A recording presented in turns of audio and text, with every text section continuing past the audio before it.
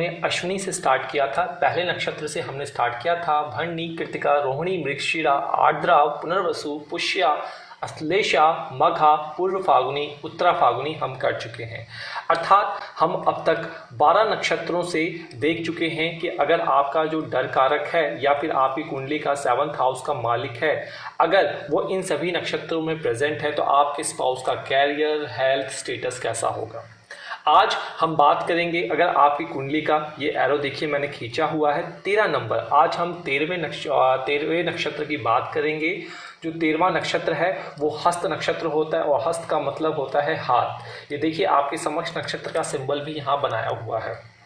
अब ये नक्षत्र आपने क्या देखना है, क्या आपकी कुंडली का 7th हाउस का लॉर्ड जो है, अब कोई भी हो सकता है आपके लग्न के हिसाब से, या फिर आपकी कुंडली में जो डर कारक है अर्थात जो सबसे लोएस्ट डिग्री का प्लैनेट है, क्या वो हस्त नक्षत्र में बैठा हुआ है।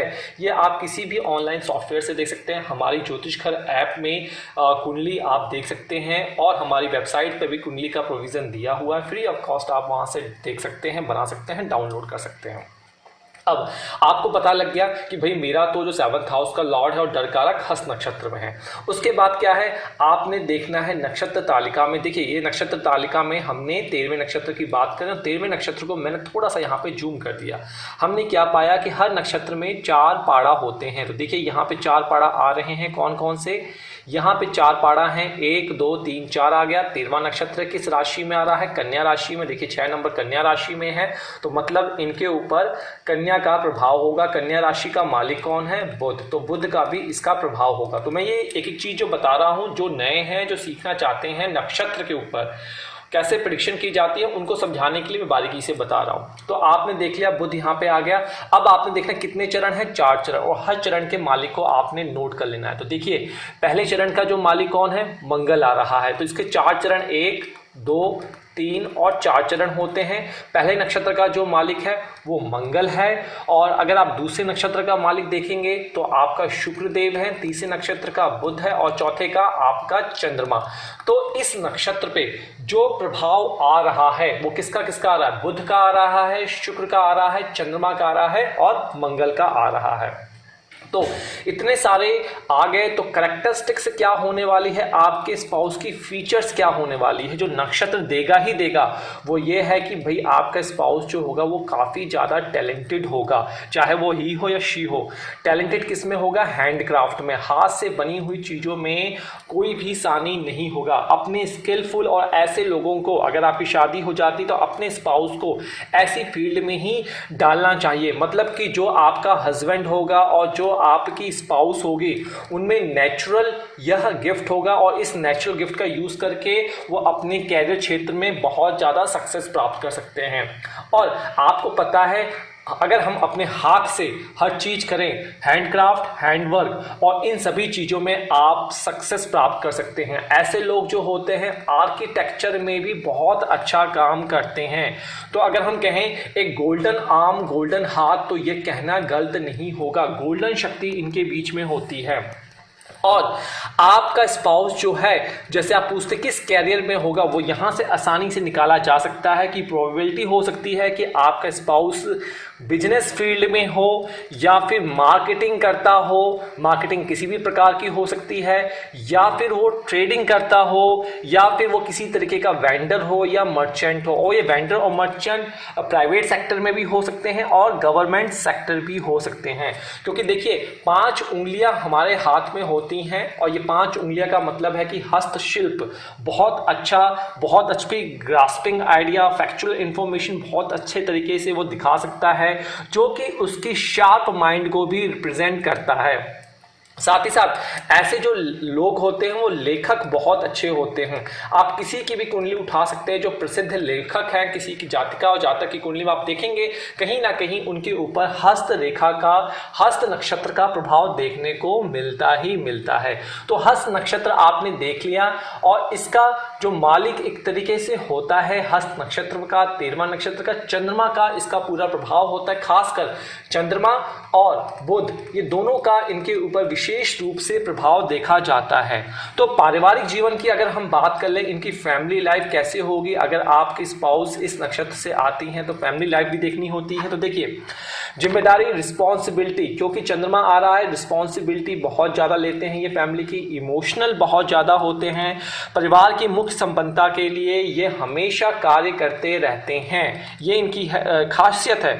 संतान के लिए जो उनका भरण है, पोषण है, अच्छी शिक्षा है, उसका पूर्ण रूप से ये रिस्पॉन्सिबिलिटी रहते हैं। तो मतलब जो आपकी संतान भी होगी आपके स्पाउस से बहुत ज़्यादा इंटेलिजेंट, वाइज होगी और बच्चों के अच्छे संस्कार होंगे, परिवार के सभी सहयोग और सम्मान की स्थिति बनी रहेगी। ऐसे जातक जातिकाएं आपको, अगर नक्षत्र आपका प्रेजेंट है, आपका डर कारक सप्तम भाव, ऐसी रिस्पॉन्सिबिलिटी आपको देखने को मिलेगी।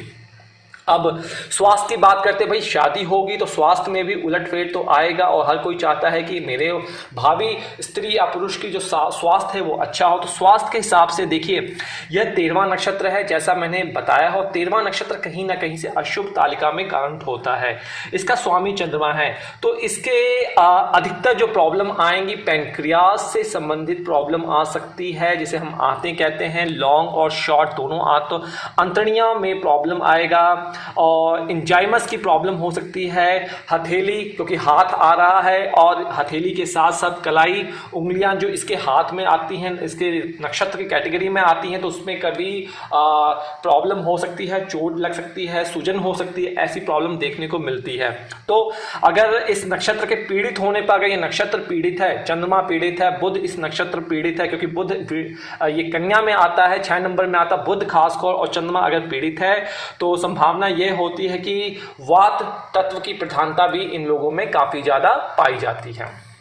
आइए, व्यवसाय तो हमने देख लिया, फैमिली हमने देख लिया, अब आपने देखना है कि किस चरण में बैठा हुआ है। जैसा मैंने कहा था, अगर पहले चरण में है आपका हस्त नक्षत्र, आपने देखा कि हमारा डर कारक 7th हाउस हस्त नक्षत्र में है और चरण लिखा होगा उसके आगे 1 है, 2 है, 3 है, 4 है, ऐसे 4 चरण लिखे होंगे। तो आपको देखना है क्या हस्त नक्षत्र के साथ 1 नंबर लिखा हुआ है अपना चार्ट में। अगर अगर 1 नंबर लिखा हुआ है तो प्रथम चरण है चंद्रमा का, इसके वो विशेष प्रभाव लगेगा। तो आपकी जो भावी स्त्री और पुरुष होंगे, स्पाउस होंगे, बहुत ज़्यादा इंटेलिजेंट और ज्ञानवान होंगे और बहुत ज़्यादा इमोशनल देखे जाते हैं। साथ ही साथ कई बार स्वभाव कठोर हो सकता है, परंतु उनका जो रंग होता है गोरा होता है और कठोर स्वभाव को प्यार से कंट्रोल किया जा सकता है। आइए, दूसरे चरण अगर आपको दिखता है कि दूसरा चरण वहां पे आ रहा है तो आपके स्पाउस जो है अच्छी हाइट उनकी देखने को मिलेगी आपको, और बॉडी फिजिकल स्ट्रक्चर बहुत अच्छा होना वाला है, मसल्स काफ़ी अच्छे होंगे और जो बाल होंगे सिर के वो काफ़ी ज़्यादा घनत्व उनमें ज़्यादा होगा और भारी छाती और भारी भुजाएं देखने को मिलती है। क्यों मिलती है? क्योंकि जो 2 नंबर में आता है तो कहीं ना कहीं यहाँ पे शुक्र का प्रभाव भी हमें देखने को मिलता है। चलिए, और मंगल का प्रभाव तो पहले चरण से, ऐसा नहीं है कि एक चरण पे तीनों चरण का प्रभाव नहीं होगा, सभी का प्रभाव होगा, लेकिन जिस चरण की हम बात करें उसका प्रमुख प्रभाव देखने को मिलता है। तो अगर तीसरा चरण यहाँ पे आता है तो देखिए तीसरा चरण का कौन है, तीसरा चरण जो होता है बुध। तो बुध के हिसाब से बुध के चरण में आता है तो intelligence, dual mind, versatile nature इनका देखने को मिलता है। ऐसे व्यक्ति चमकीले शरीर के रंगत वाले होते हैं, अच्छे शुभ लक्षणों वाला इनका नेचर होता है और एजुकेशन बहुत अच्छी प्राप्त करते हैं ये। अब आइए चौथा चरण। चौथा चरण क्या होता है आपका, देखिए 1 2 3 4 चंद्रमा का चरण चौथा आता है। तो चौथे चरण में क्या आता है आपका, चौथे चरण में चंद्रमा आ गया और चंद्रमा से ऐसे लोग गौण प्रवृत्ति के होते हैं, भारी भुजाएं होते हैं, ओबेसिटी हो सकती है, पैरों में जो इनका लेग होता है, पैर होते हैं, उनमें काफी भारापन कभी देखने को मिल सकता है और बालों में सफेद रंगत की युति होती है, मुंह छोटा होता है और जातक को जल से बहुत ज्यादा लगाव होता है। तो आपने क्या रखा कि पहले चरण में आपने मंगल की डोमिनेंस होगी, दूसरे चरण में शुक्र का प्रभाव होगा, तीसरे चरण में बुध का प्रभाव होगा, चौथे चरण में आपका यहाँ पे चंद्रमा का प्रभाव होगा। इस प्रकार से आप एनालिसिस प्रॉपर्ली कर सकते हैं। तो ये था एनालिसिस करने का सिंपल तरीका। आगे हम बात करेंगे 14वें नक्षत्र की, चित्रा नक्षत्र की। तो ये सारा जो हिंदी में आपको वीडियो आया है इनका इंग्लिश वर्जन भी आपको डेफिनेटली मिलेगा। एक बार हिंदी वर्जन कंप्लीट हो जाए तो आपने कैलकुलेशन करना सीख लिया है तो हर वीडियो को अंत तक देखा कीजिए। ओके, इसी तरीके से मैं बार बार रिपीट करूंगा तो आपको बार बार चीज़ों को समझने की, रटने की कोई ज़रूरत नहीं पड़ेगी। तो यहाँ पे मैं इजाज़त चाहता हूँ, किसी प्रकार की सहायता डिस्क्रिप्शन बॉक्स देखिए और सब कमेंट से बचिए, अपने कमेंट का इंतजार कीजिए, लंबा समय लग सकता है। आपके कहने पर मैं रिप्लाई नहीं करता, मेरा रिप्लाई आपकी प्रायोरिटी के आधार पे होता है, इसलिए सभ्यता में स्वच्छता बनाए रखिए, डिसिप्लिन बनाए रखिए, जितनी जल्दी होगी आपके कमेंट्स के रिप्लाई किए जाएंगे। तो आज बस इतना ही। जाते जाते हमारी ज्योतिष घर वेदा ऐप और न्यूमरोलॉजी ऐप दोनों को आप प्ले स्टोर से डाउनलोड कर सकते हैं। तो यहाँ पे इजाजत दीजिए, नमस्कार।